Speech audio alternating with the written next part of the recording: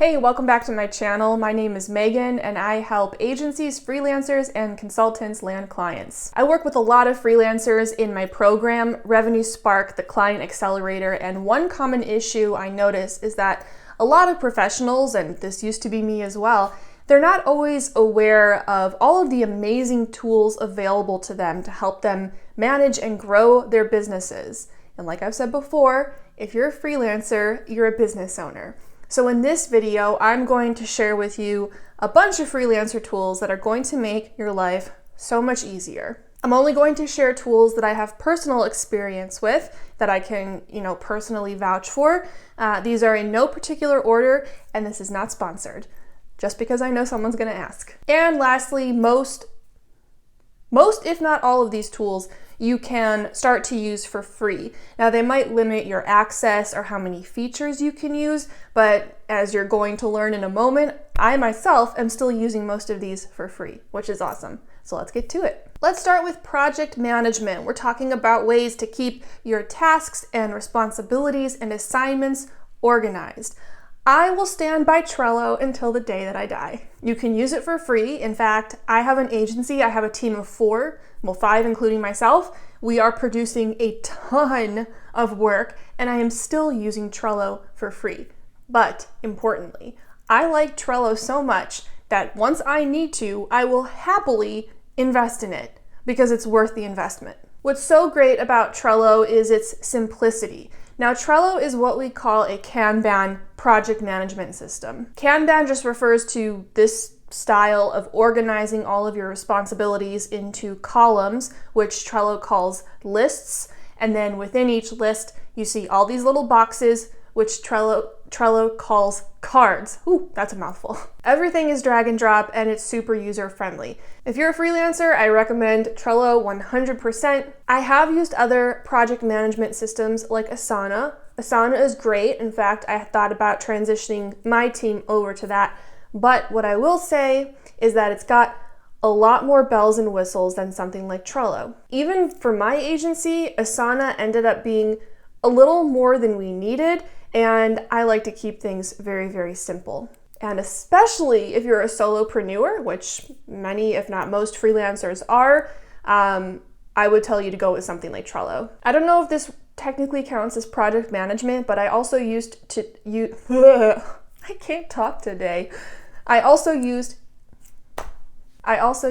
Todoist, which is an online to-do list. I know this might seem a little redundant already having Trello, but it's what works for me. In fact, before I had any project management system, I would keep track of all of my work every day on a handwritten to-do list. And it's because I like being able to cross stuff off. And that's how Todoist is. You have all your tasks. You can create repeating tasks if you want. And once you do them, you just check the box and it disappears.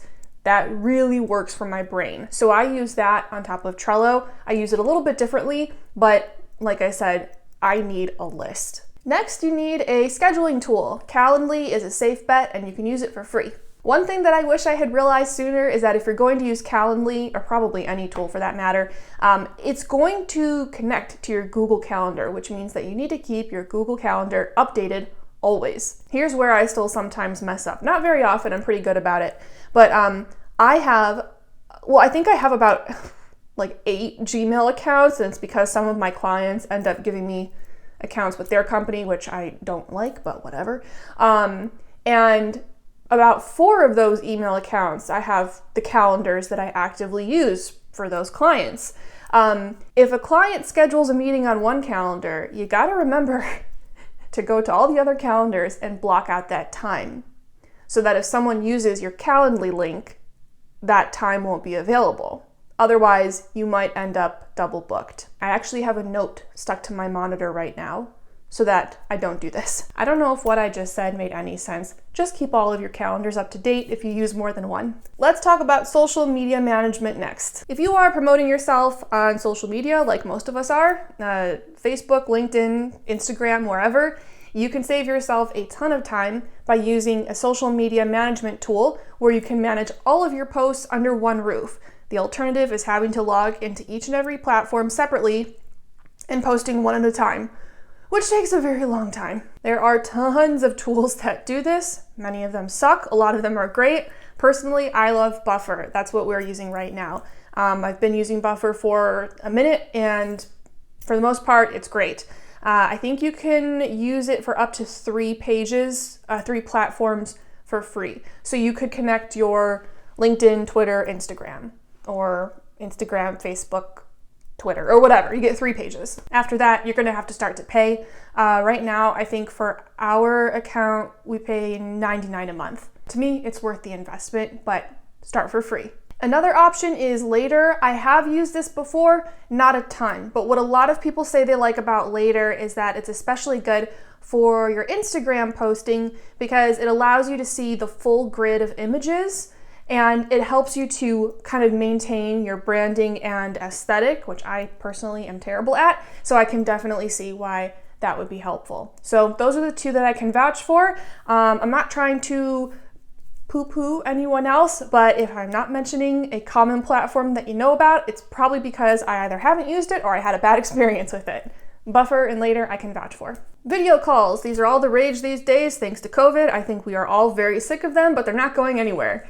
Zoom is the obvious go-to. I use Zoom on an almost daily basis. It gets the job done, but here's my beef.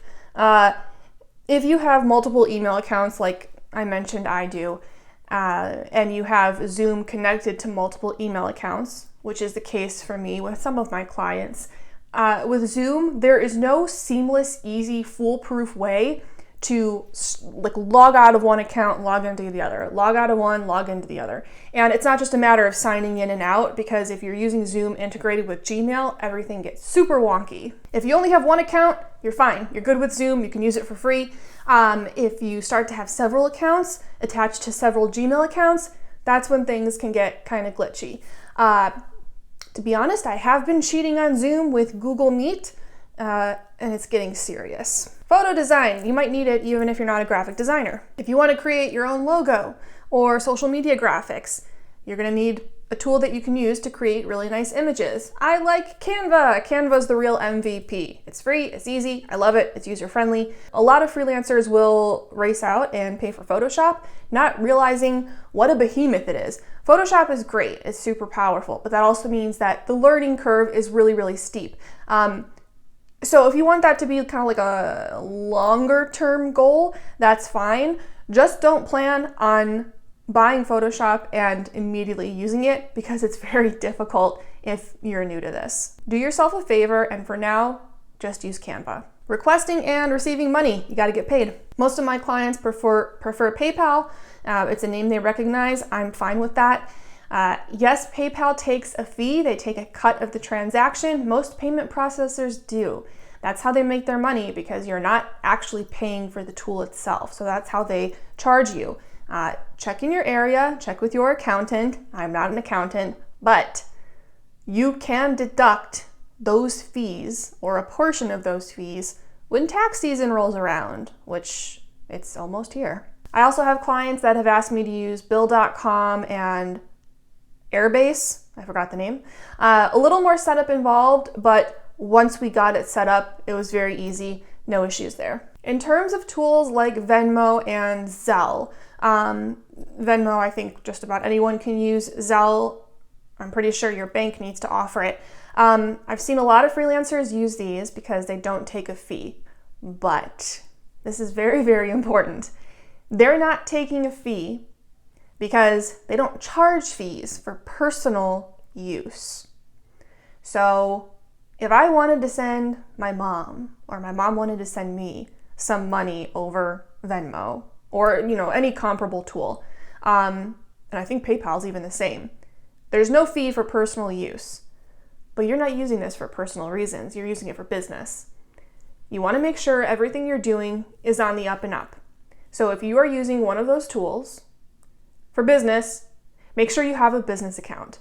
Pay the fees, cover your butt, it's worth it. You might be thinking, well, who's really looking? They're looking, okay? You're trying to grow a business, and I understand we're all looking for shortcuts to save a little money. This is not one of those places to take shortcuts. Do it the right way so that it can't come back to bite you. Pay the fee, talk to your accountant about what you can do with those fees, and just do it the right way. You will not regret it. Whereas if you try to trick the system or cheat the system, it could blow up in your face. As you're creating work for all of your clients, you're going to need a place to store all of that. My team and I, we use Google Drive. Simple pimple. The only time I ran into storage issues it was a while back, and it was because I was just being a silly goose and I was trying to store backups of all of my YouTube videos, and I've got like 200 of them, in Google Drive. And Google Drive was like, no. And once you hit that point, any tool you're using, any storage tool or platform you're using, they're gonna start charging you for extra storage. I just decided not to keep backups of everything because for my videos, I don't need it anyway. That was just me being hyper paranoid. So for now, Google Drive is more than enough.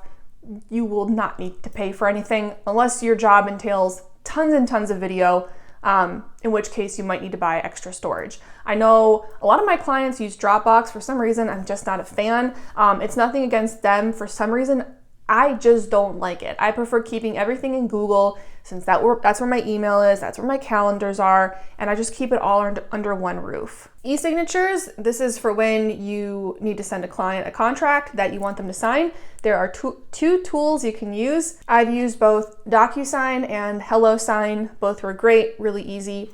You'll be fine with either one. I have a lot more tools that I use on top of this, but like I've mentioned, I have an agency, I have a team. These are not tools that as a solo freelancer you're going to need. Like I have tools to help me manage payroll, okay? You're not gonna need that. If you're trying to transition into an agency and you wanna know more about those tools, drop me a comment so I'll know to make a video on it. And if you're having a hard time scaling and landing more clients, I can help with that too. In my program, Revenue Spark, the Client Accelerator, I teach my full process from start to finish for how I source leads, qualify leads, connect with them on LinkedIn, all the way through to sending them the proposal, which is the final step before you close the deal. If you want to learn more about that, the link is below. And the next step, if you're interested, is to book a call to speak with me, which you can do at that link. All right. As always, if you have any questions at all, just drop them in a comment below. And if you're still watching, it's because you found this video helpful. So I would really appreciate it if you gave it a thumbs up, and I will see you next time.